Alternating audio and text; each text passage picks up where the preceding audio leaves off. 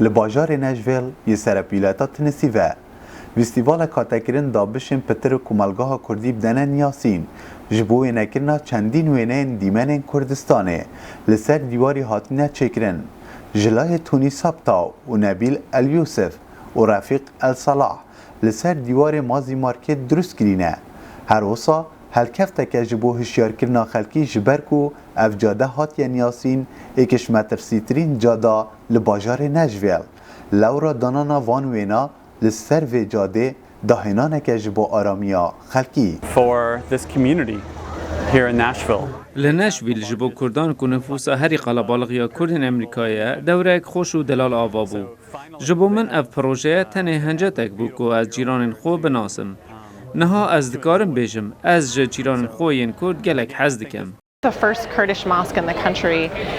is located. Ev duvarek gelek derece hünermendan gelek dimenin navdar u dimenin ku Kurd liver beri dikin anko bo wan gringe jiyana wan yalı Kurdistanê u liver temsil dike çekirine ve kimizgev çekirnanan helbest u çanda Kurdan u gelek tiştindin. Her wiha em bi vê projê dixwazin ku ji aliyê bazirganî û turîstîkî jî balê bikişînin vir. او کسین لوی فستیوال آماده بوین جماراوا دکتن نزیکی 200 کسان جبوان وینیان یب دریجیا گورپانه و چندین فروشگه هین کرده و خارنگه و هرواسا مزگفتا کردان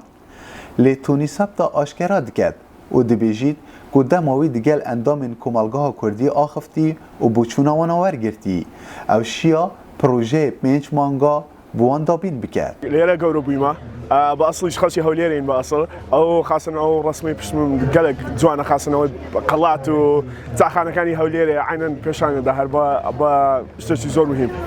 ل 2012 ولا قال أوفيسي مايري ناشفيل بس ما كنت ك اموكو رواندي كردي بيويس ساكات كشتك من هبت